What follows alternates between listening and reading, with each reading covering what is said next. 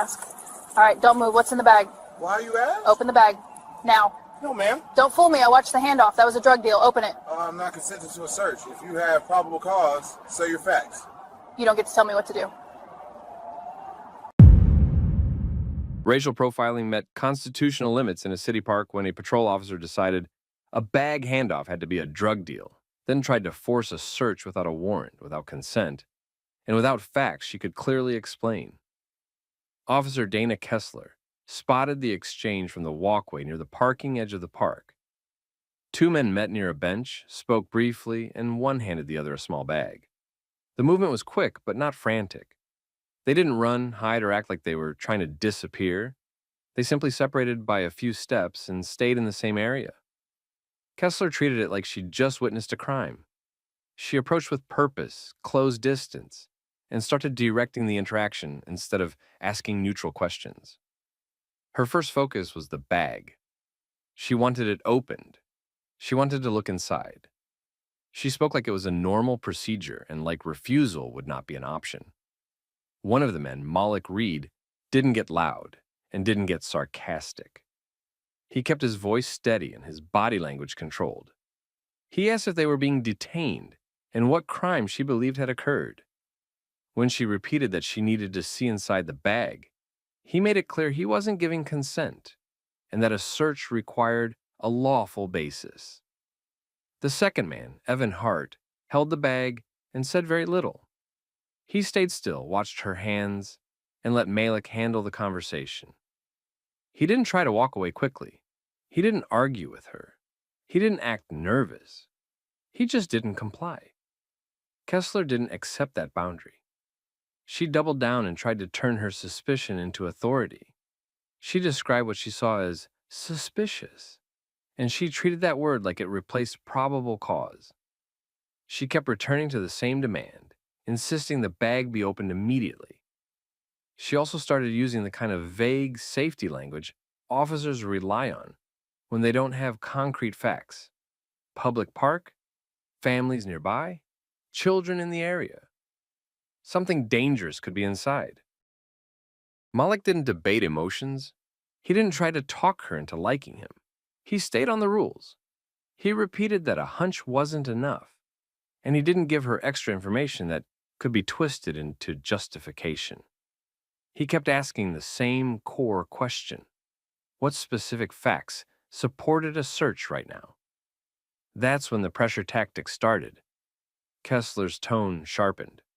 She tried ordering instead of asking. She hinted that refusing made them look guilty. She leaned on her badge and her role and acted as if that alone gave her the power to search. She positioned herself closer to the bag as if she might reach for it, and the interaction stopped being a conversation and started looking like it could turn into a property grab. People nearby noticed. A jogger slowed down on the path. A couple on a bench looked up and stayed watching. The officer was now performing in public, and her need to win the moment increased. Malik still didn't raise his voice. He didn't step toward her. He simply held his ground, kept his hands visible, and repeated that there was no consent and no lawful basis. Evan remained calm and kept the bag secure, not tugging it away, not making sudden movements, and not giving her the reaction she seemed to want. Kessler got frustrated and said the quiet part out loud. She made a racist remark, pointing them toward the ghetto, as if that explained why she was treating them like suspects. It wasn't a legal argument. It wasn't officer safety. It was bias, slipping out in front of witnesses. That moment changed the entire tone of the encounter. Malik didn't respond with insults or anger. He paused, then kept his focus on legality and accountability, because he understood what escalation would give her. An excuse to change the narrative from unlawful search attempt to non-compliant subject. Evan finally spoke, and he spoke to end the situation, not to argue. He identified himself as United States Secret Service. He stated that the bag was tied to a secure transfer connected to his work. He did not explain the contents in detail because he didn't need to, and because he wasn't going to disclose sensitive information to a local officer in a public park. He made one point clear. Her attempt to detain them and force a search was interfering with a federal protective function. Kessler's confidence collapsed immediately. Her posture shifted, her voice softened. She stepped back, apologized, and disengaged as fast as she could. Right after the hook, tell me where you're watching from in the comments. Country, state, or city. And if you watch these stories because you care about rights, accountability, and people staying calm under pressure, hit like and subscribe. Now, here's what led up to that moment, because Kessler didn't just stumble into this. She made a series of choices, and each one pushed her closer to a line she couldn't explain away once the wrong person turned out to be involved. Kessler backed away, but she didn't fully leave right away. She hovered in that awkward zone officers slip into when they realize they've overplayed their hand and now need an exit that doesn't look like defeat. Her first move was to try to reset the story. She asked for identification again, but the tone changed. Less command, more careful. The kind of careful that shows up when someone suddenly remembers reports exist, body cameras exist, and people standing 10 feet away can hear everything.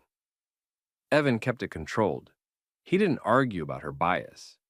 He didn't lecture her about the Constitution. He did what federal agents do when a local stop starts drifting into a problem. He narrowed the conversation, stated his role, and made it clear she was interfering with something she didn't understand. Malik stayed steady, too. He didn't win loudly. He didn't taunt. He simply held the line that mattered. No consent, no search, no seizure. That mattered because the officer was still looking for a way to claim she had permission or a legal reason. Without that, she had nothing. Kessler tried a different angle. She framed the encounter like she was doing a normal welfare check for the park. She referenced families nearby again, trying to make it sound like her behavior had been about safety from the start. The problem was that everyone had just watched her demand the bag be opened, as if she already decided it was drugs. That shift didn't match what people saw. Evan cut through the fog. He told her the transfer was secure, time-sensitive, and not open to her inspection. He also made it clear that if she continued to block them or tried to take the bag, it would become a federal issue fast. This is where Kessler's radio came into play. She turned slightly away and keyed up. Not a long call, not a full breakdown, but enough to get guidance and cover herself. The language she used sounded like she wanted permission to keep pushing, but she couldn't say, "I want to search a bag because I assumed drugs." She had to dress it up as suspicious activity and refusal to comply. She didn't get the green light she wanted. Even the most aggressive supervisor knows a problem when they hear one. No clear crime, no articulable facts. A consent search attempt going sideways in public. Add a federal credential in the mix, and the smart response becomes disengage. Kessler returned to the men and shifted into damage control. She apologized. Not a full ownership apology, more like a quick exit apology. The kind that tries to close the interaction without creating a clean soundbite of admission. She stepped back further, told them they were free to go, and tried to end it like it had been routine. Malik didn't let the record get rewritten in real time. He reminded her calmly that she had demanded a search without a warrant and without probable cause. He didn't argue back and forth. He stated it once so it was clear, and so it would sit in her memory the way it needed to. That mattered because officers often try to walk away with the last word. Malik didn't chase the last word. He made sure the facts didn't get buried. Evan kept his focus on finishing the transfer. He moved with purpose, not speed. He didn't want to look like he was fleeing, and he didn't want to invite another round of suspicion. He and Malik walked away normally, the same way they had been standing there, normally before Kessler decided the scene needed a villain. The bystanders didn't just forget what they heard. A few people had phones out by the time the racist remark landed. Nobody needed a cinematic angle. The park was quiet enough the words carried. Kessler had created witnesses the moment she raised her voice and tried to force compliance. She couldn't take that back. Within minutes, Malik and Evan were away from the immediate area, and Evan made a call. Not dramatic, not angry, operational. He needed his chain of command to know a local officer had interfered, attempted to search, and injected bias into the interaction. Protective work runs on documentation. If something goes wrong later, the question is always the same: who knew and when? Malik did his own version of that. He didn't post immediately. He didn't rant. He took note of the badge number, the time, the location, and what was said. That's what people learn to do after they've seen how quickly a bad report can turn into a clean excuse for misconduct. Memory isn't enough. Details matter. Kessler, meanwhile, didn't drive off feeling proud. She drove off trying to figure out what would land on her desk first: a complaint, a supervisor question, or a request for her body camera. Because now there were two problems instead of one. The first problem was legal. She tried to force a search with no clear, lawful basis. The second problem was personal. She exposed bias out loud, in public, while acting like she had unquestionable authority. And those two together don't stay contained. By the time Kessler cleared the park loop, she had already started building her version of events in her head. Officers do that when they know they push too far. They start thinking about how it'll sound in a report, not what actually happened. She couldn't write, "I assumed it was drugs." So she went with the usual cover words: suspicious exchange, high visibility area, public safety concern, refusal to comply. She also couldn't cleanly explain why she demanded the bag be opened without consent, without a warrant, and without a specific crime. That gap mattered, because reports don't just document what happened. They become the department's shield if someone complains. This time, the shield didn't fit. Evan's side documented the interference immediately, not because he wanted to punish a random cop, but because protective work runs on clear records. When a local officer inserts herself into something sensitive, that becomes a security issue. It also becomes a liability issue. His supervisors needed a paper trail showing what occurred, what was said, and how quickly it was resolved. Malik documented for a different reason. He had learned that if you don't lock down details early, someone else will rewrite them for you. He noted the time, the location, the sequence, and the remark. He also tracked who was nearby, because witnesses always matter when the official story starts drifting. Within a couple days, the situation moved from annoying park stop to department problem. A complaint landed with the precinct. It wasn't vague, it wasn't emotional.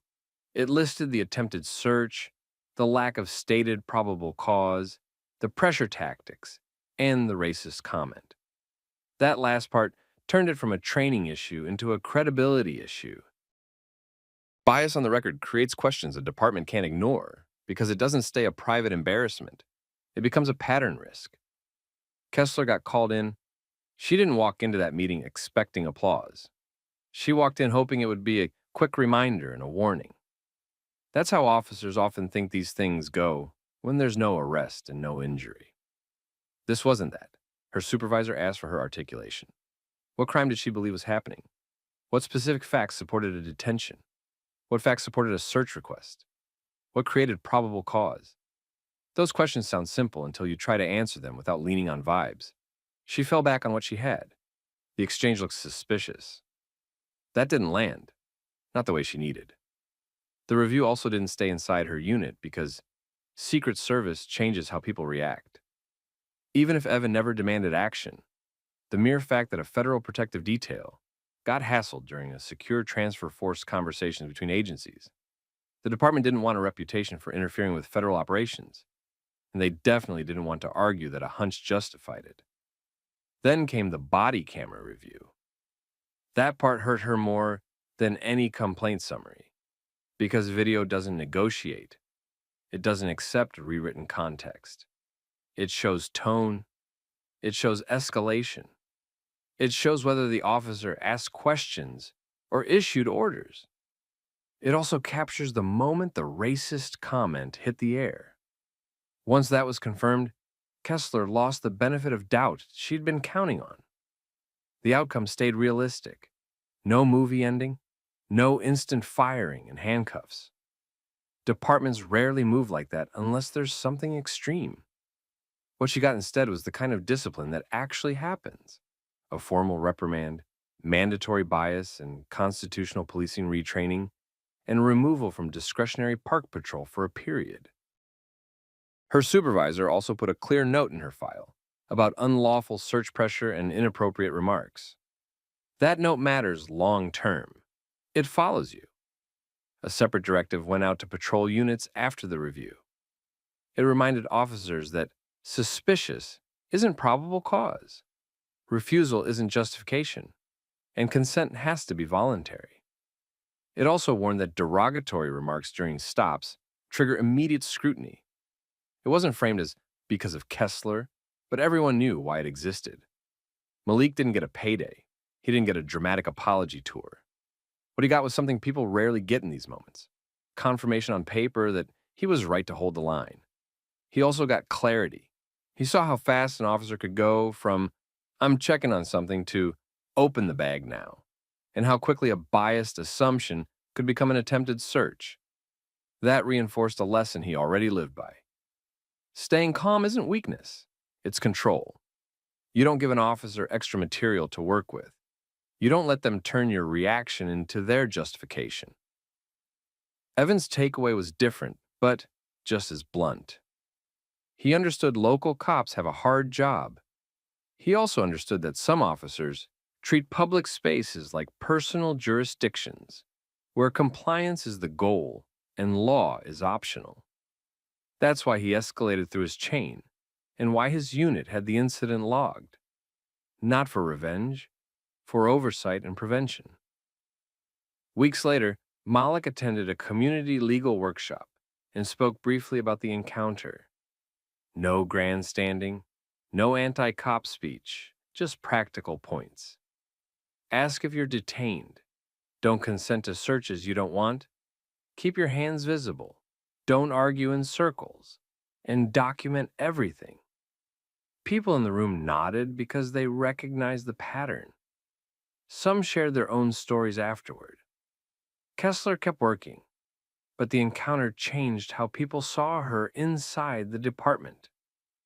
A racist remark on camera doesn't disappear. It becomes something coworkers remember. Supervisors watch you closer, the public watches you closer.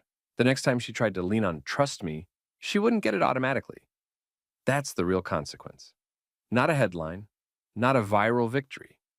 A damaged credibility record and tighter oversight, because she showed she couldn't separate suspicion from bias and couldn't separate authority from legality. Here's the point that sticks. The Fourth Amendment doesn't shrink because an officer feels certain. Probable cause doesn't appear because someone refuses consent. And when an officer tries to force compliance without a lawful basis, the situation doesn't become legal just because they keep repeating orders louder. So what would you have done in Malik's position? Stayed silent? Asked for a supervisor? Record it openly. Drop your answer in the comments. And if you've ever dealt with a stop that felt like assumption dressed up as law, share what happened. And don't forget to like, subscribe, and stick around for the next story. Step away from the vehicle, now. What's the problem, sir? Whose car is this? Where'd you get it? This is my car. The fob's acting up. My license and registration are inside because the doors won't unlock. So you can't prove it. Got it. You can prove it in 30 seconds. Run the plate. Don't tell me how to do my job. Verify. Shut up, you're under arrest! Officer Caleb Rourke moved fast, like he'd already decided how the story ended. He'd seen Jamal Carter walking through the shopping center parking lot toward a matte gray Lamborghini Urus. Expensive car. Black man. Jamal reached the driver door, pressed his key fob, and nothing happened. He pressed again. He checked the fob, then tried from a different angle, closer to the handle like most people do when a remote acts up. Rourke read that small struggle as a theft in progress. He pulled in hard, got out with his hand close to his holster, and started issuing commands for Jamal to step away from the vehicle. The tone said, "Suspect, not citizen." Shoppers nearby slowed down, heads turned. Phones came out the way they always do now. Jamal didn't panic. He didn't match Rourke's energy either. He explained that the key fob had gotten wet earlier and it wasn't responding. He told Rourke the car was his. He also explained the problem with proving it on the spot. His ID and registration were inside the locked vehicle. Rourke didn't treat that as a normal explanation. He treated it like a lie he'd heard before. Instead of doing what basic procedure allows, running the plate, Rourke stayed locked under the same assumption. He kept Jamal away from the door, didn't let him try the manual key, didn't ask for a second form of verification, and didn't call for a supervisor to slow the situation down. Jamal asked for a simple check, run the plate, confirm the registered owner, verify the VIN if needed, anything that made this quick and clean. Rourke refused. A younger officer arrived during the escalation, Officer Lena Park. She watched the scene for a few seconds and suggested the obvious steps. Run the plate, contact the registered owner, and handle it like a possible misunderstanding until facts said otherwise. Rourke shut that down immediately. He wasn't interested in a plate check, and he wasn't interested in being corrected in front of witnesses. He kept pushing the same idea. Jamal looked like someone trying to get into a car that wasn't his, so that was enough for him. Then he made the decision that turned the whole encounter from aggressive to unlawful. Rourke arrested Jamal for attempted grand theft auto. He did it in the open, in front of people who hadn't seen anything except a guy pressing a key fob. Jamal stayed composed while being handcuffed, but the humiliation still landed. He repeated again that the car was his and that verification would clear it up within minutes. Rourke ignored that and took it a step further. He called for the Urus to be towed, treating it like evidence of a crime he hadn't proven.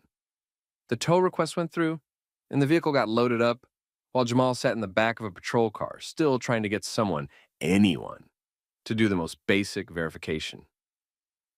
Rourke transported him to the station and started the booking process like he'd just solved a major case. What Rourke didn't know was that Jamal wasn't a random driver. This wasn't luck, and it wasn't a freak situation. The department had set this up as a controlled integrity test after months of racial profiling complaints tied to Rourke. Jamal worked compliance for the same department. His job included auditing stops, arrests, and evidence handling. The Urus had a hidden camera inside it for this test, and the whole point was to watch what Rourke did when assumptions met a chance to verify. Rourke had already shown his pattern. He chose suspicion first, and he treated verification like an inconvenience. Now the test moved into the next stage, and it wasn't going to get easier for him. At the station, Rourke acted like the hardest part was over. He had a body in a holding room and a report to write. That's how officers like him calm themselves down. Paper turns a bad decision into something that looks official. Jamal kept it simple. He repeated the same facts, same request. Run the plate, confirm the registered owner. Check the tow record, and meet the car at impound if they had to. He didn't plead. He didn't rant. He pushed for verification because verification was the whole point. Rourke didn't want that check done.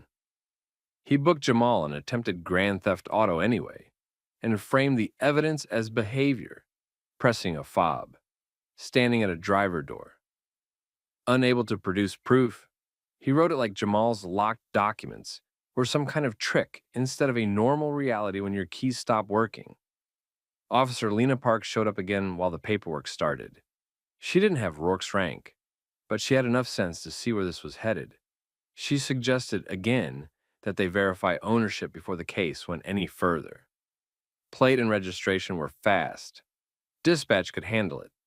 A supervisor could clear it. The whole thing could be corrected before it became a lawsuit. Rourke cut her off and told her to stay in her lane. His posture wasn't about safety anymore. It was about control.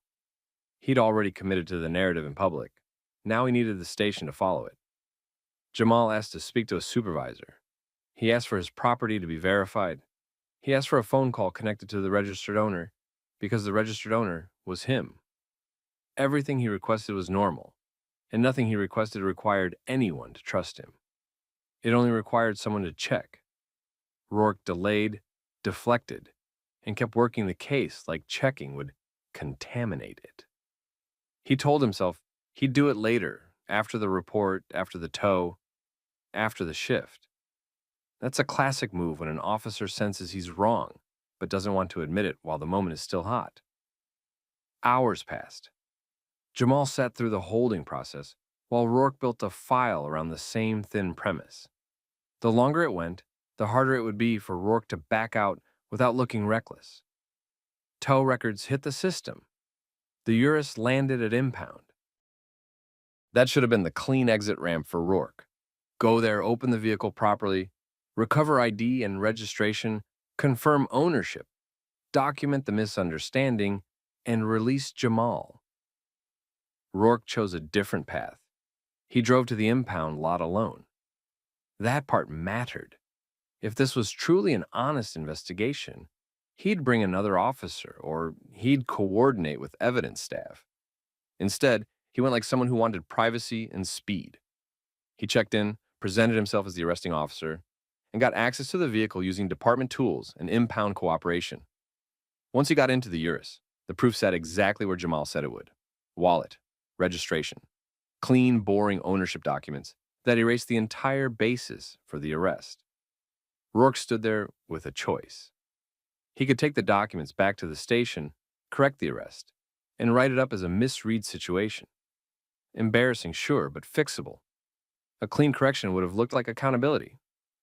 He didn't do that. He removed the wallet and registration and kept them.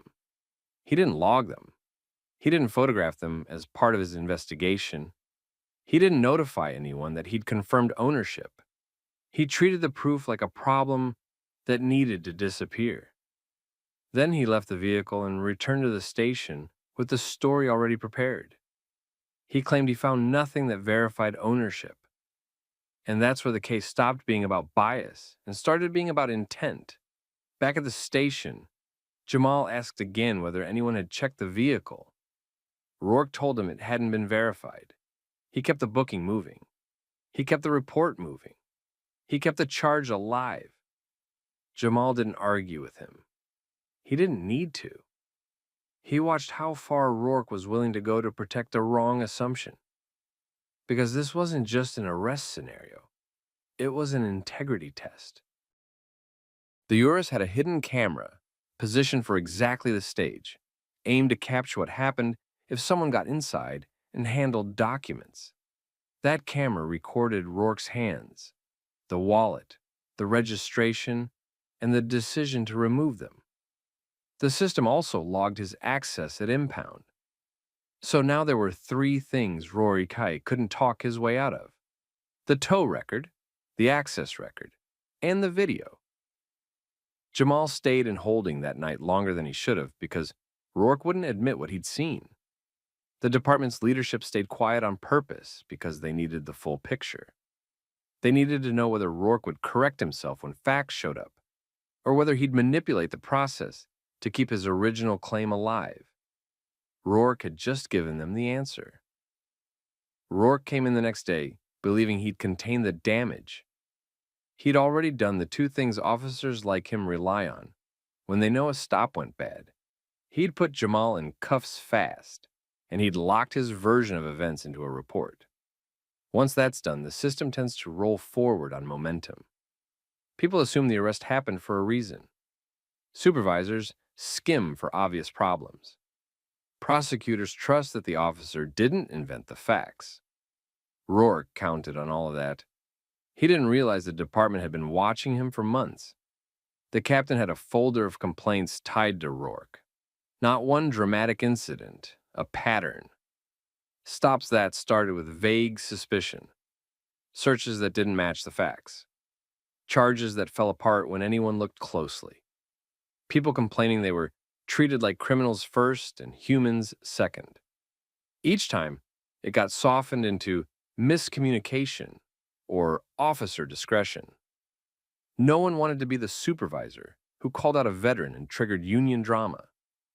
So the captain authorized a controlled integrity test, not a stunt, a procedure, a way to get clear answers without waiting for the next bad stop to become a lawsuit. That's why Jamal was there. Jamal wasn't a civilian picked at random. He worked department compliance. His job was to audit stops, arrests, and evidence handling.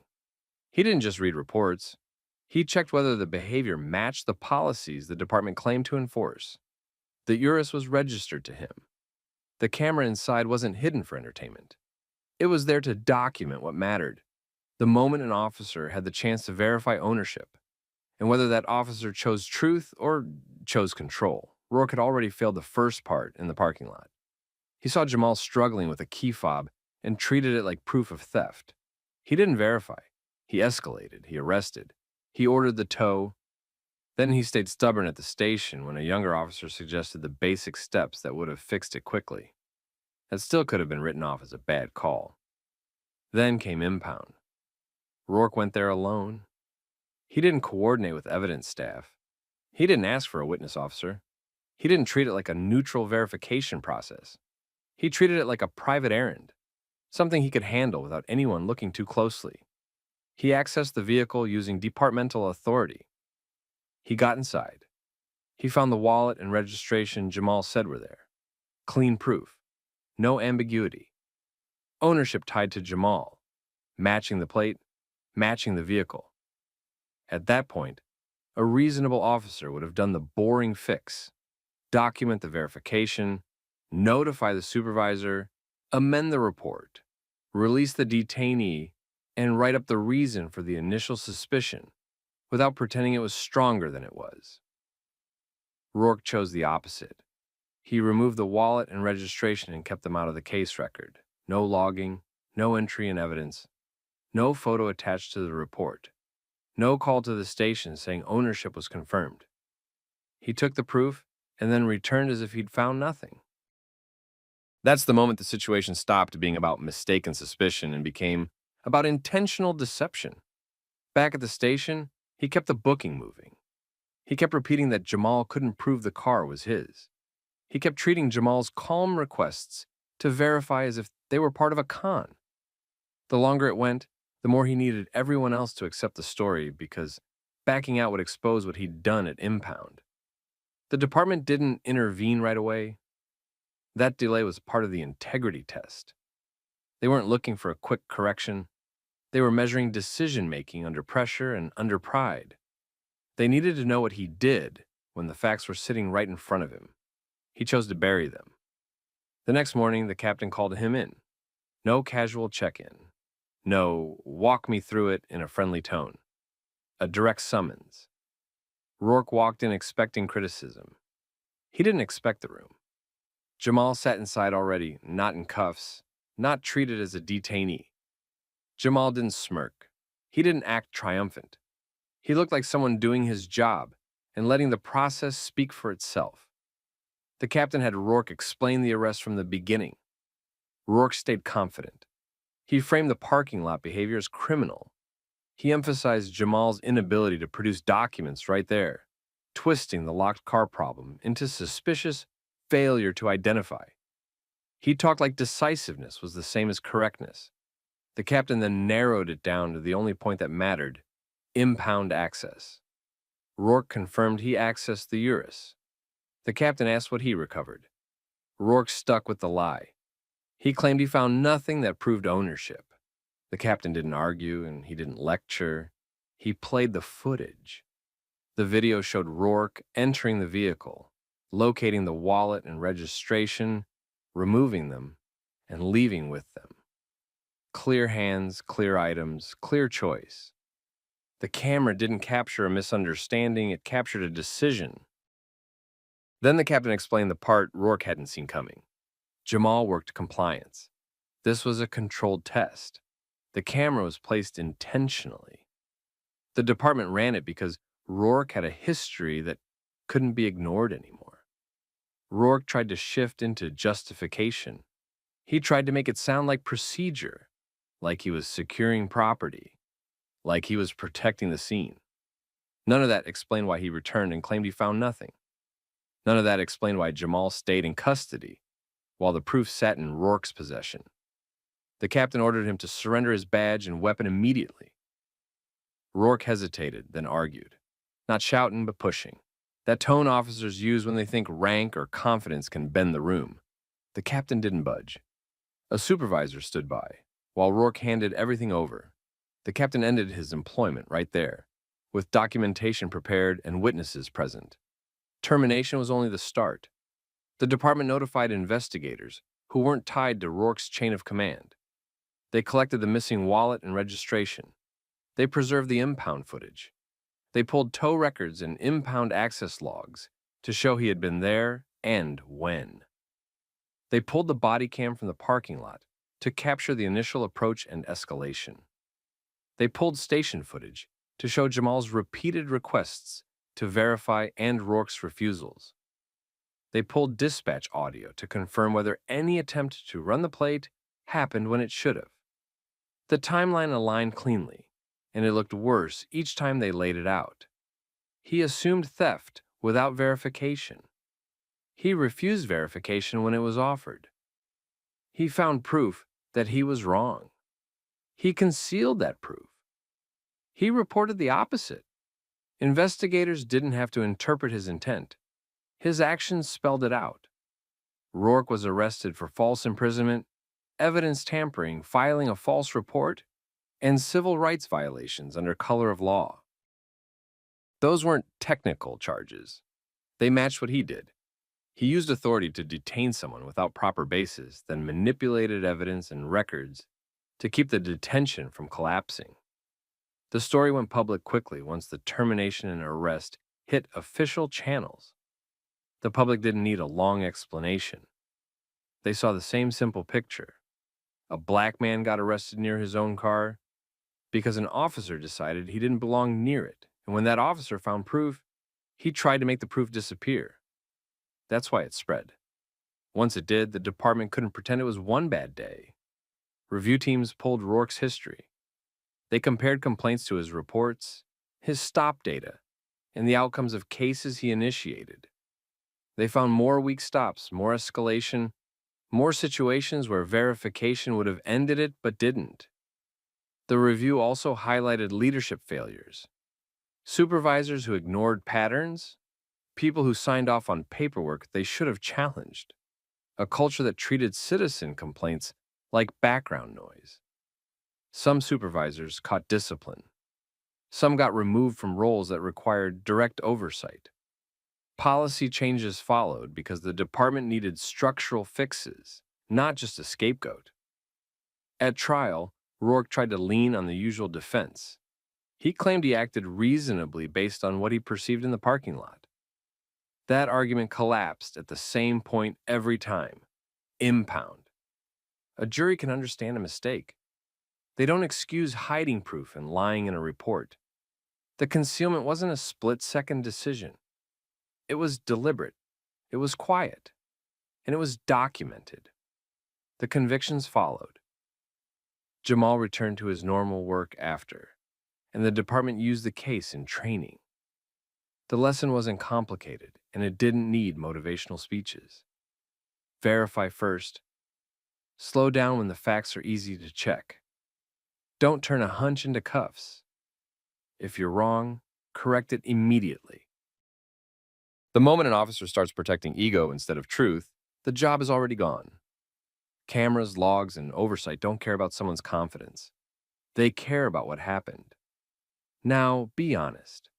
If you were Officer Park, watching that arrest and hearing Jamal ask for verification, would you have pushed harder, documented it, or gone straight to a supervisor? Comment your answer, share the story with someone who needs it, and subscribe for more real accountability stories told straight. Turn around. Hands behind your back. For what? Yeah, Don't debate me. Turn around. I'm not debating. I'm asking why you're searching me. I gave you my ID. I'm standing right here. Racial profiling turned into a constitutional problem in a nearly empty supermarket in Cedar Ridge, Ohio, when Officer Trent Callahan walked up on Daniel Brooks in the dairy aisle and treated a routine grocery run like a criminal investigation. Callahan approached with that controlled, predatory confidence some officers use when they think the space belongs to them. He positioned himself close enough to block Daniel's path and started asking questions that weren't casual or friendly. He claimed Daniel was acting suspicious, but he didn't explain what that meant in real terms. No report of theft, no call from the store, no specific accusation. Daniel didn't give him a reason to escalate. He kept his voice steady and his movements slow. He answered what he could, and when Callahan demanded identification, Daniel handed over a valid ID without argument.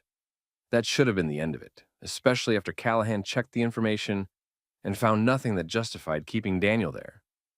Instead, Callahan stayed locked in. While Daniel stood waiting, the atmosphere around them shifted. A young shopper nearby noticed what was happening and started recording on her phone.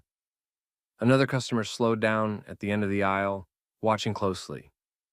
The store itself was already recording too, with ceiling cameras covering the dairy section from multiple angles.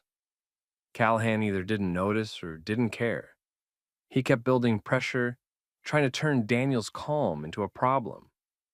Right after checking the ID, Callahan changed the tone.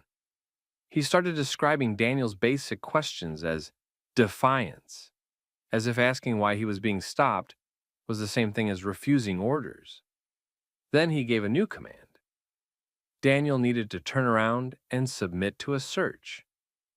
That was the moment it stopped looking like concern and started looking like control. Callahan still didn't name a crime. He didn't point to probable cause. He didn't explain what he believed Daniel had done. He just acted like the badge itself was enough to justify whatever he wanted next. Daniel didn't raise his voice. He didn't try to walk away. He didn't swing the conversation into drama. He asked a simple question about the reason for the search, because that reason matters. Callahan treated that question like disrespect, and his posture got sharper. He spoke louder, not to communicate, but to dominate the space and signal to anyone watching that he was in charge. The phone stayed up. One witness moved slightly to keep the camera clear.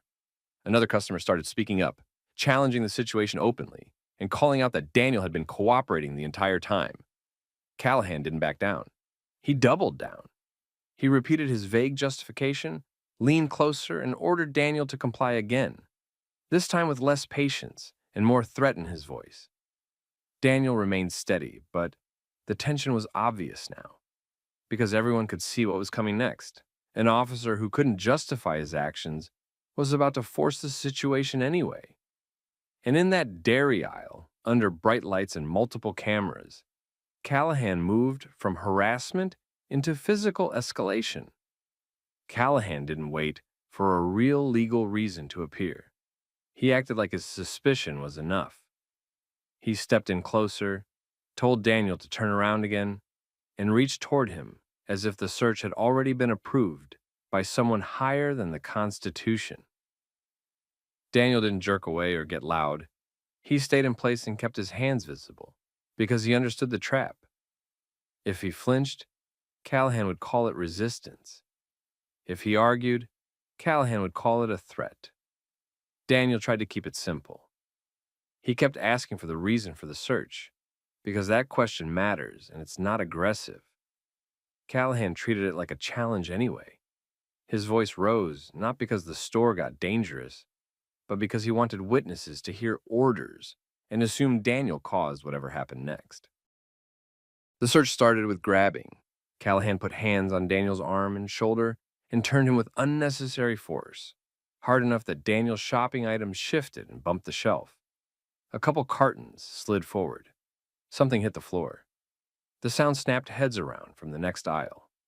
Two things happened at once. Daniel tightened up because anyone would, but he didn't swing or shove back. At the same time, the witnesses got braver because the physical line had been crossed, and they could see it clearly. One customer told Callahan to stop putting hands on him like that. Another asked what crime Daniel was even being searched for. Callahan didn't answer the substance. He went straight to control language, warning people to back up and mind their business. Like being a public employee meant he could shut down public accountability. The phone stayed pointed at him. That mattered more than Callahan realized. a single angle can be argued. Multiple angles with consistent audio and calm behavior from Daniel, that's a different problem. It limits the officer's ability to rewrite the event later. Callahan kept the search going anyway.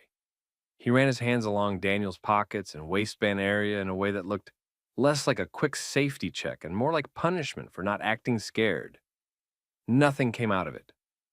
No weapon, no stolen items, no contraband, no reason to keep going. A normal officer would have stopped right there. Callahan didn't. He pushed Daniel again, this time with visible impatience, and pinned him into the edge of the cooler area like the physical dominance itself was the point. The grip marks showed fast. His hands weren't placed like careful procedure. They were placed like ownership. That's when an employee saw what was happening and moved quickly toward the front. She didn't try to intervene directly.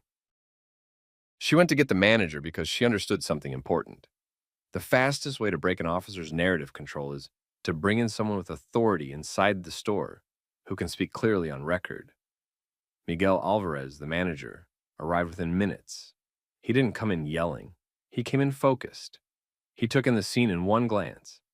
Daniel standing controlled, Callahan too close and too physical, witnesses recording, items knocked loose near the shelf. Miguel didn't guess. He didn't ask Callahan if he needed anything. He went straight to accountability. Miguel stated that Daniel was welcome in the store and that no employee had reported Daniel as a problem. He also stated that the store had cameras covering the aisle and that the footage would be preserved. He said it clearly enough for the phones to capture and for the ceiling cameras to record the moment as it happened. That changed everything. Callahan couldn't rely on later paperwork to control the story if the manager was already on video contradicting his implied justification. He couldn't claim the store called him if the manager was saying the opposite on record. He couldn't claim Daniel was aggressive if the witnesses had been filming Daniel staying composed while being handled roughly. Callahan tried to regain control by shifting attention back onto Daniel, repeating that Daniel was being uncooperative and that the situation was about safety. Miguel didn't bite. He kept it fact-based and kept the focus on what could be proven. Daniel stayed calm through it, but the moment wasn't small anymore. It wasn't one officer and one shopper in an aisle. It was a public confrontation with multiple recordings and a store manager anchoring the timeline. Callahan now had a choice. He could end it and walk away with nothing, or he could keep escalating and create evidence that would follow him out of that store. And he chose wrong. Miguel's arrival removed Callahan's biggest advantage. No private hallway, no empty street corner, no, it's my word versus yours. The aisle had cameras overhead, phones at eye level, and a store manager on record stating there hadn't been any complaint. Callahan felt that shift and tried to overpower it. He started talking louder and faster, pushing his own version of the situation into the air as if volume could replace legal justification. He kept insisting Daniel was not cooperating, even though the entire sequence showed Daniel staying in place, keeping his hands visible, and answering what he could. Callahan's language wasn't aimed at Daniel anymore. It was aimed at the footage. He wanted a soundtrack that made force sound reasonable. Miguel didn't argue feelings. He stuck to facts. He repeated that Daniel hadn't caused a disturbance. He repeated that cameras covered the aisle. He made it clear the footage would be preserved and turned over if needed. He didn't say it as a threat. He said it like policy because that's what made it powerful. Witnesses took that as a permission to keep recording. The older customer stepped closer, not into Callahan's space, but close enough to make it obvious he wasn't backing down. The young woman filming adjusted her angle so Callahan couldn't block the view with his body. Another shopper at the end of the aisle started narrating what they were seeing out loud, keeping the timeline clean for the recording. Callahan tried switching tactics. He shifted from suspicious behavior to the usual fallback, officer safety. He acted like Daniel's calm questions created danger. He acted like the store needed him to take control. None of it matched what people were watching, Then his patience broke. He grabbed Daniel again, harder this time, and shoved him back into the cooler area. The movement jolted Daniel's shoulder and left a clear mark where Callahan's hand had been. A couple more items slid and hit the floor. That sound mattered because it made the force feel real to everyone nearby. Nobody could pretend this was routine after that. Miguel told Callahan to stop putting hands on a customer who wasn't resisting. Callahan snapped back at him and warned him to stay out of it. Miguel didn't move away. He didn't escalate either. He kept his position and kept repeating that the store's cameras had everything and that the footage would be saved immediately. Callahan realized he was boxed in by evidence. That's when the mask slipped. He stopped trying to justify the search and moved straight into dominance. He threatened arrest without clearly stating a lawful basis. He talked about obstruction, when the only thing happening was witnesses filming and a manager stating what the store observed.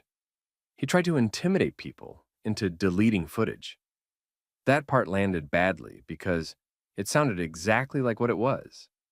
An officer trying to control what would exist after he left.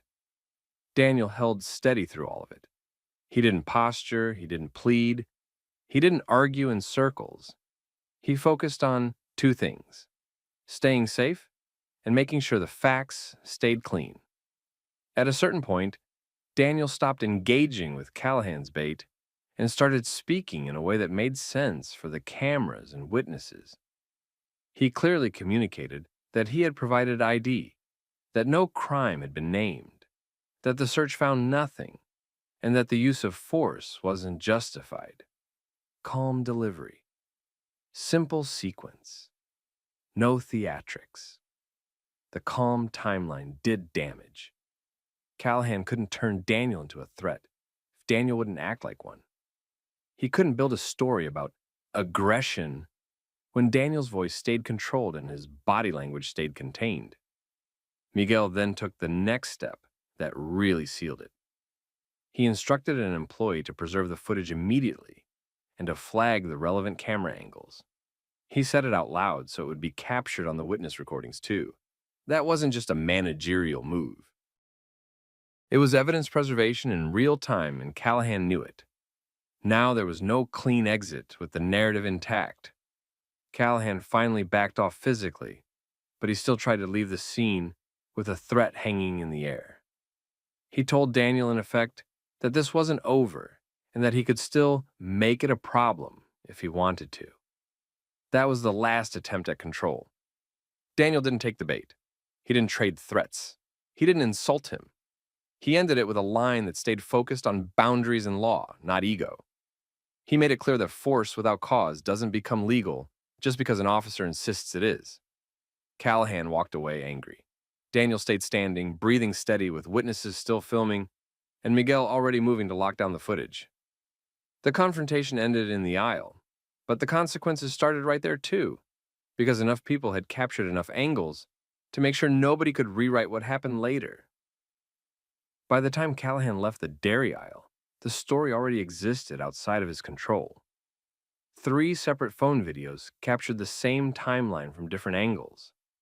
The store's ceiling cameras covered the aisle from above.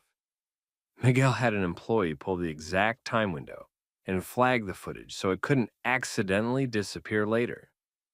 That one decision stopped the usual playbook before it even started. Daniel didn't hang around arguing after the officer stepped away. He did what experienced people do when they know the next part is paperwork, not talking. He took photos of the marks on his arm and shoulder while the redness was fresh and easy to see. He asked Miguel for the incident report number from the store side and made sure Miguel had his contact information. He also got witness names and numbers while they were still standing there, because people mean well and still vanish once real life kicks back in. Later that night, Daniel went to get checked out. Not for drama, for documentation. Medical notes don't care about police narratives. They care about what happened to a body. The first clip hit social media before midnight. It wasn't edited into something misleading. It didn't need to be.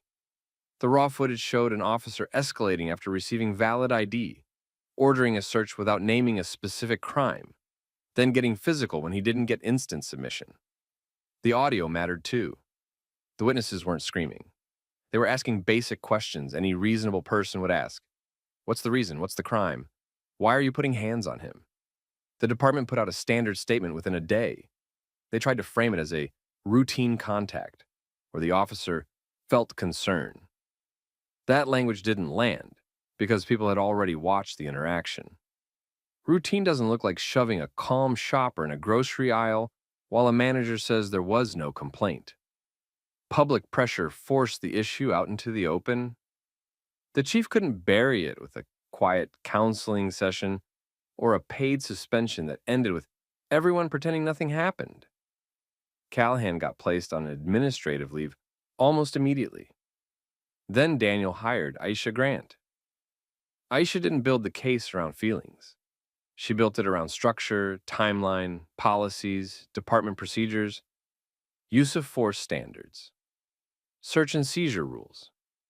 She secured every angle of video she could, not just the viral ones. She obtained the store footage through preservation requests and made sure it was authenticated. She interviewed the witnesses while their memories still matched the recordings. Then she did the part that departments hate most. She went backwards.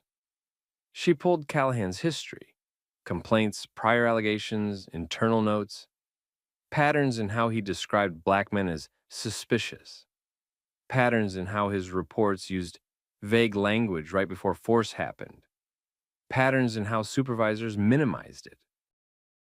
One complaint might get dismissed as unclear. A stack becomes a warning they chose to ignore. Once that pattern became part of the record, the story shifted from one bad night to a department let this keep happening. Prosecutors got involved faster than Cedar Ridge was used to. The video evidence made it hard to hide behind uncertainty. The witnesses made it hard to claim Daniel started it. Miguel made it hard to claim the store wanted Callahan there. The search finding nothing made it hard to claim the escalation was based on an actual threat. Charges followed that focused on what could be proven.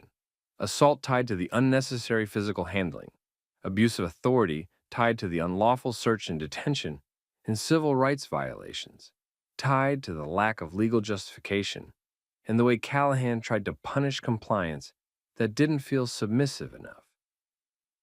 Callahan tried to defend it with the same phrases he used in the aisle: officer safety, suspicion, non-compliance.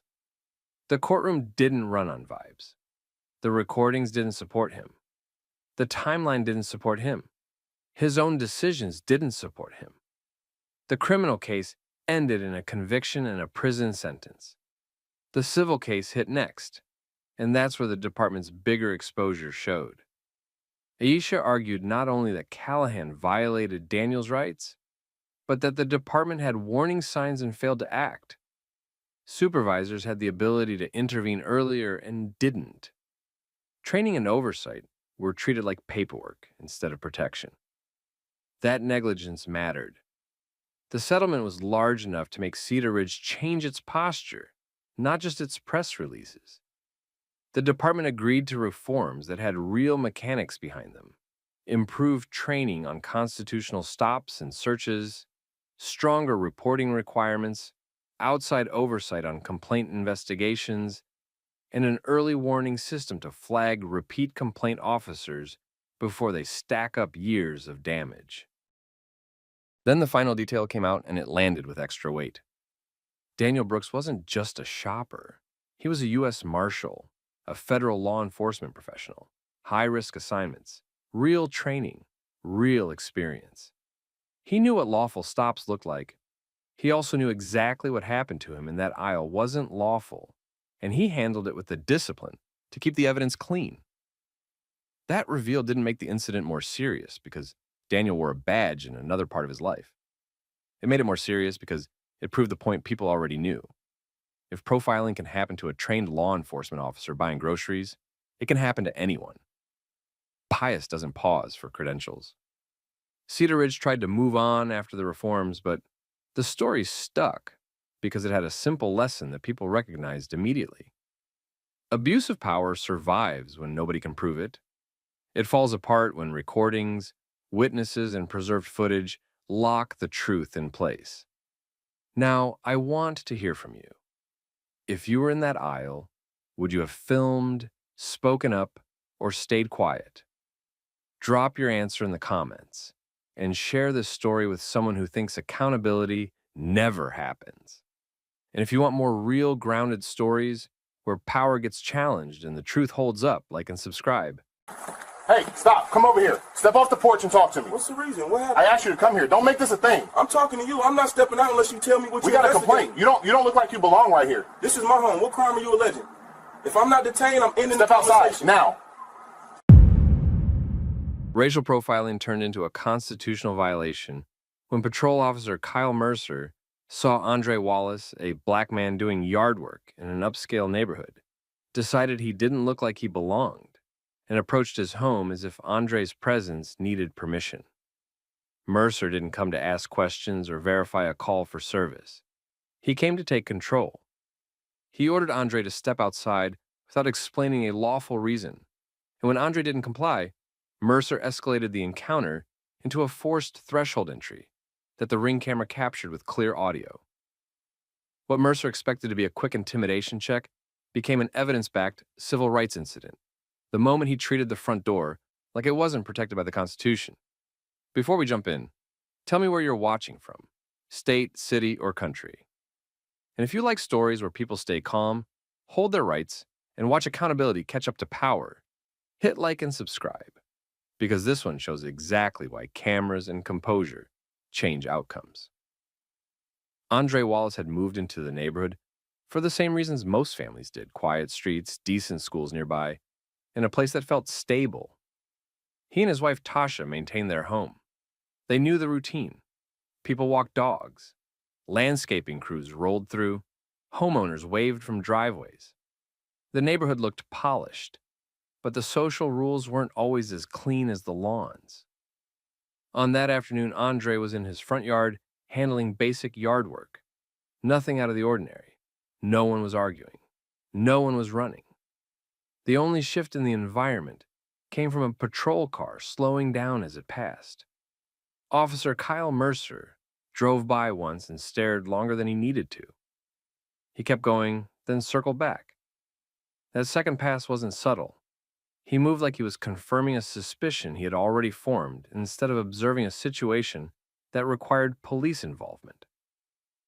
Mercer parked and got out. His posture was the first warning. He walked up fast, direct, and squared up, like the outcome had already been decided. He didn't greet Andre like a resident. He approached him like a problem. Mercer's body language signaled that Andre's job was to comply first and explain later. Mercer ordered Andre to step toward him and come outside, away from the doorway area. He didn't clearly state why. He didn't reference a specific complaint. He didn't identify any crime. He treated the command itself as the justification. Andre didn't raise his voice. He didn't insult Mercer. He didn't posture back. He moved calmly toward his front door instead, not to flee, but to control the space and keep the interaction where the law was clearest. Andre stopped in the doorway. That doorway mattered. It wasn't just a physical boundary. It was the legal line between a public encounter and a protected home.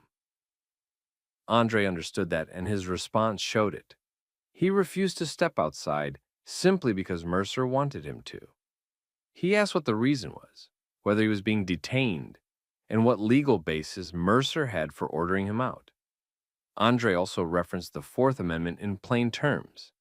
No warrant, no consent, no forced entry, no detention without a reason that could be explained and defended. Mercer didn't take the answer as a lawful boundary. He took it as a challenge. He leaned into authority language and pressure tactics. He framed Andre's refusal as uncooperative. He acted like officer safety required Andre to come outside, even though Andre was already standing still, in a doorway, hands visible, calm, and not threatening. Mercer tried to flip the roles so that Andre looked like the one escalating, even though Mercer was the one increasing intensity. Tasha Wallace heard it from inside and came into view behind Andre. She didn't come out to fight. She came out because she recognized the tone and she understood what it could turn into. She stayed close enough to see everything and close enough for the microphone to pick up her voice. Her presence raised the stakes because now Mercer wasn't dealing with a lone person he could dominate with intimidation. He was being observed by someone who could later describe the encounter clearly, and the ring camera was already recording. Mercer stepped closer to the threshold. Andre held his position. Andre didn't insult him. Andre didn't step out. Andre didn't get baited into doing something that could be reframed as resistance. He kept repeating the same central point. Mercer had not given a lawful reason for a detention or an order to leave the home, and Andre did not consent to Mercer entering the house. At that stage, Mercer still had options. He could have explained a legitimate reason if one existed. He could have requested verification without demanding Andre step outside. He could have called a supervisor and slowed the situation down. He could have left. Instead, Mercer escalated physically. He crossed the threshold line and used force at the front door area in a way that immediately turned the encounter from questionable to clearly unlawful. The ring camera captured the movement and the audio, and it captured the context leading up to it, which is what officers usually rely on to defend themselves later. Mercer didn't just make a bad call. He made it after Andre gave him clear warnings, and after Tasha became an active witness. Tasha reacted immediately and called out what she saw, making it clear she understood that Mercer was trying to enter without legal authority. She demanded the situation stop and push for a supervisor. Andre did the same. He stayed controlled and refused to be pulled into panic, because panic would have given Mercer a story to tell. Neighbors began paying attention. Some watched from windows. Some stepped onto porches. The neighborhood's quiet shifted into that familiar tension where people pretend they're not watching while still watching closely. Mercer kept pushing his narrative. Compliance first, explanation later. Andre kept refusing to accept that order without lawful basis. Andre's focus stayed on two things: the boundary of the home and the record being created. When supervisors arrived, the tone changed quickly. They didn't walk into a vague complaint with no context. They walked into a scene that already looked wrong. A homeowner in his doorway, a spouse behind him, a patrol officer keyed up at the threshold, and a ring camera directly capturing the whole interaction. Supervisors don't need a legal lecture to recognize liability when they see it. Andre proved ownership on the spot. He didn't argue about it. He produced documentation and identification in a straightforward way that removed any excuse for confusion.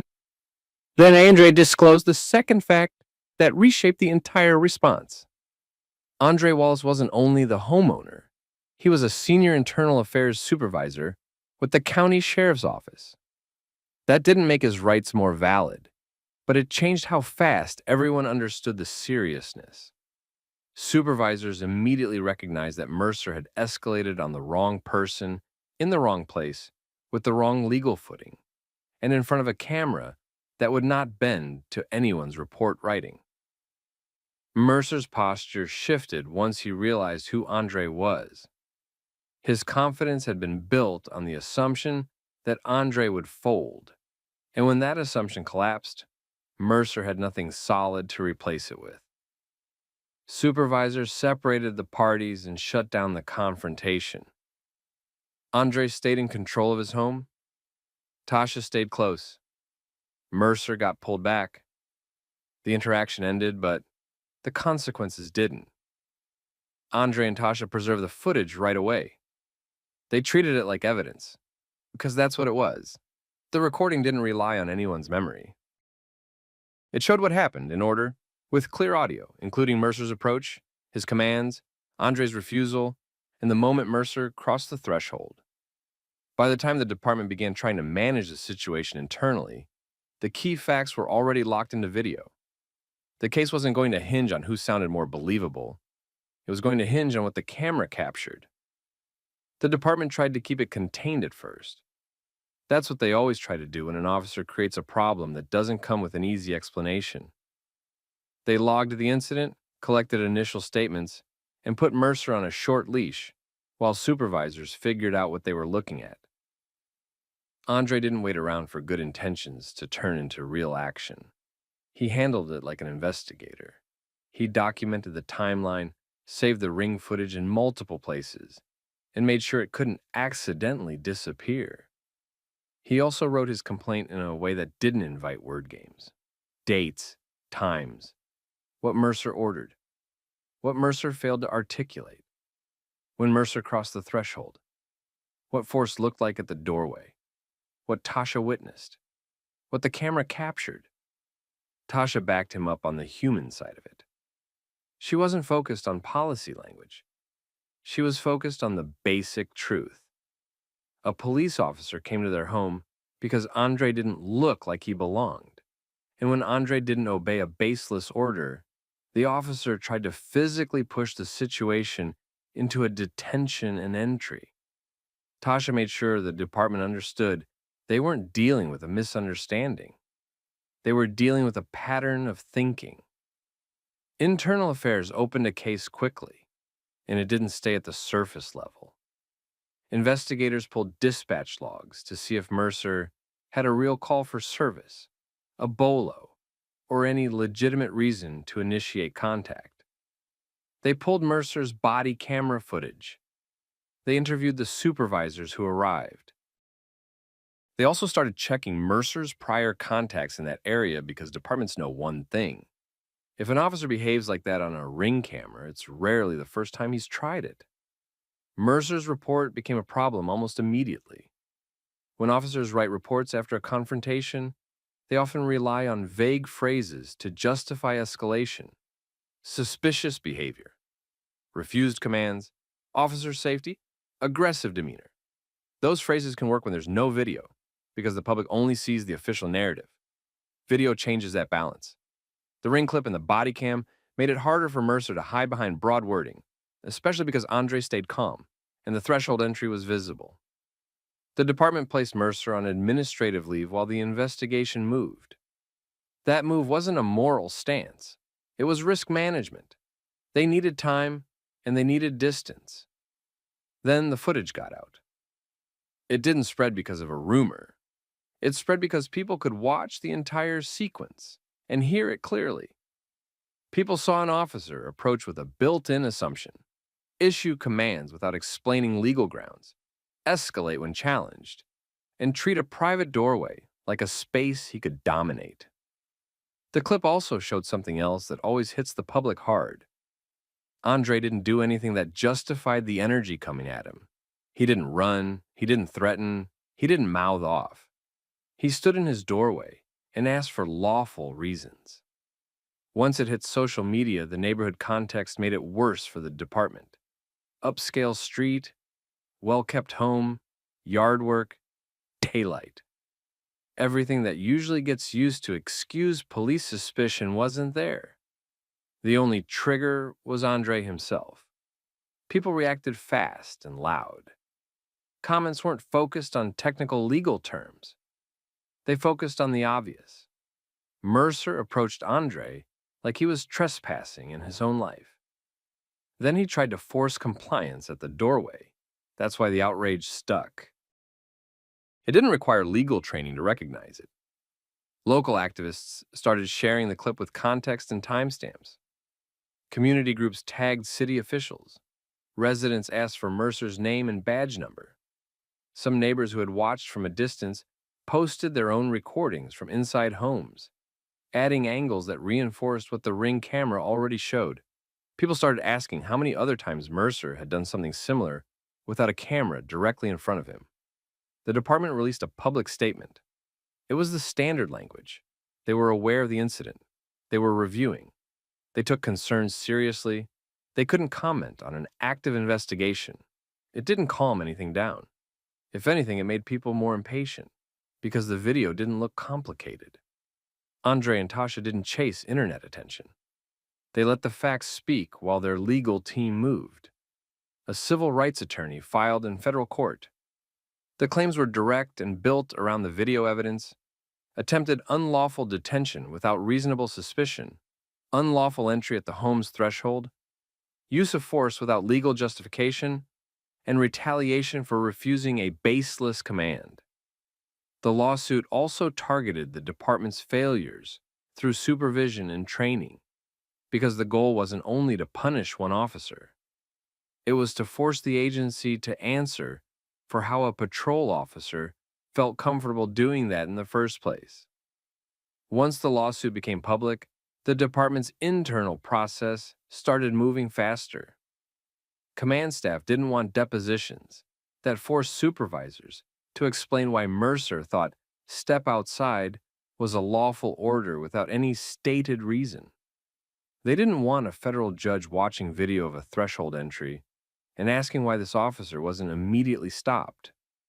They also didn't want discovery digging through Mercer's prior stops and neighborhood contacts. The public pressure added another layer. City council meetings got louder, county officials wanted updates. The department's union started positioning for defense while also trying to avoid being tied to the worst parts of the footage. Mercer's world narrowed. He couldn't patrol. He couldn't pretend this was a minor complaint. He watched his name become searchable. He watched strangers learn where he worked. He watched friends and coworkers change how they spoke to him. Some supported him quietly. Others backed away because nobody wanted their own careers dragged into it. Investigators interviewed Mercer more than once. They gave him opportunities to explain himself. The problem was that the key decisions were already on camera. The question wasn't whether something happened. The question was why he did it, and whether his explanations matched the reality of what he'd done. Andre stayed consistent the entire time. He didn't play to the crowd. He stayed factual. He emphasized the legal line Mercer crossed and why that line exists. He also made it clear he wasn't filing because of hurt feelings. He filed because an officer can't treat a homeowner like a suspect based on appearance, then convert that bias into physical escalation at a front door. By the end of the first phase of the fallout, the department faced two problems they couldn't solve with messaging: clear video evidence and a federal case moving forward with public support. And Mercer was about to learn the difference between being protected by a system and being sacrificed by it. The department didn't wait for a jury. Once their lawyers reviewed the footage, the strategy shifted from defending Mercer to limiting damage. They saw the same thing the public saw, but they also saw the part that matters in federal court. Mercer didn't just talk too aggressively.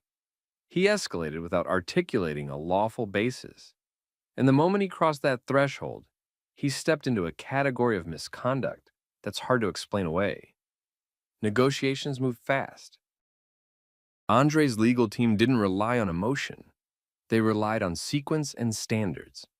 They laid out the contact from the first approach, the lack of reasonable suspicion, the repeated order to step outside, the refusal grounded in basic constitutional limits, and the physical entry attempt at the doorway. They also framed the bigger issue. Mercer's conduct wasn't an isolated lapse if the department's training and supervision allowed him to treat a homeowner like that in a routine setting. The department settled a large portion. They didn't do it to be generous. They did it to stop discovery from digging deeper and to avoid a trial where every decision would be played in slow motion for a jury. The settlement included compensation for Andre and Tasha and formal terms that forced policy-level changes. The department also pushed public messaging about reviewing training and reaffirming standards because they needed to show the community they weren't ignoring it. But the settlement didn't end Mercer's exposure. The department's attorneys drew a line between institutional liability and personal misconduct. They handled the part that protected the agency, then left Mercer facing what wasn't covered. Andre's lawsuit pursued Mercer personally, for the remainder tied to his individual actions. That meant Mercer wasn't only dealing with administrative discipline. He was dealing with personal financial risks. That's when his life started collapsing in ways he couldn't control. Administrative leave became termination. Any chance of quietly transferring vanished because the video was too clear and too widely known. He started looking at decertification, which is career death in law enforcement. No certification, no badge. No badge, no steady paycheck. No steady paycheck. No way to keep up with legal costs that were rising every month. Mercer tried to fight it with the usual arguments. He framed it as split-second decisions. He leaned on officer safety. He claimed Andre was refusing commands. None of it solved the core problem. There was no lawful reason on record that justified what he did, and the doorway entry made it worse, not better. Then the criminal side landed. Prosecutors reviewed the same footage and the same reports. They didn't need a dramatic narrative. They needed elements that matched statutes. Unlawful entry, unlawful use of force. If Mercer's written account didn't align with the video, that opened another door for charges tied to false statements or misconduct in office, depending on how the case was built. Even if some charges were later reduced or negotiated, the process itself punished him. Court dates, attorney fees, loss of reputation, a permanent record trail. Mercer's finances broke first. Legal bills stacked. He burned savings. He borrowed. He sold things. The kind of backing people think officers always have didn't show up the way he expected, because support gets quiet when the evidence looks bad. He fell behind. Credit collapsed. Stress spilled into every part of his home life. His family felt it fast. His partner had to absorb the consequences of his choices without having made them. Arguments became routine. Plans got canceled. Stability disappeared. If they owned a home, the payments became a fight. If they rented, renewal became uncertain. Even basic things like keeping a car insured and maintained turned into pressure points. The badge had been his identity and his security, and once it was gone, the rest of his life had nothing solid under it. The department didn't protect him. They couldn't. They needed to show the public and the court that his actions violated training and policy. That's what agencies do when they're cornered. They isolate the officer, point to the manual, and claim he went off script.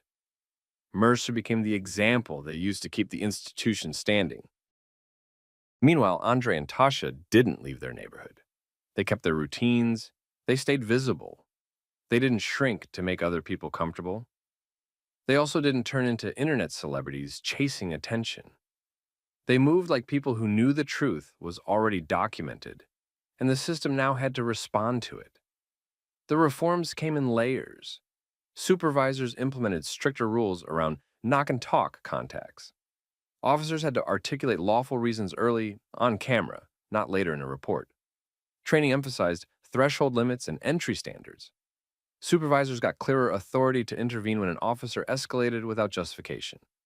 The department also reviewed Mercer's prior contacts, because the community demanded to know whether this was a one-time incident or a pattern. Andre turned the footage into a training tool. He didn't use it to humiliate Mercer. He used it to show mechanics. He broke down the choices, the legal line at the doorway, the escalation pattern when a citizen asserts rights, and the way officers sometimes treat compliance as the only acceptable outcome. He made it practical. What to do differently, where to stop, when to call a supervisor, how to avoid turning bias into action. His message stayed consistent. Cameras don't create misconduct. They reveal it. And once it's revealed, outcomes change. That's the part a lot of people don't like to admit. Without the ring recording, Mercer's report could have shaped the entire narrative. With the recording, the narrative stayed attached to reality. In the end, Andre and Tasha kept their home, their dignity, and a record that forced accountability. Mercer lost his job, faced criminal consequences, and watched his finances and family stability collapse under the weight of choices he made in broad daylight, in front of a doorbell camera, over an assumption. Here's the moral that sticks. Authority isn't a license to invent suspicion, and just comply isn't a legal standard. Calm, boundaries, and documentation win against ego most of the time, because courts and investigators can't argue with clear evidence. What would you have done if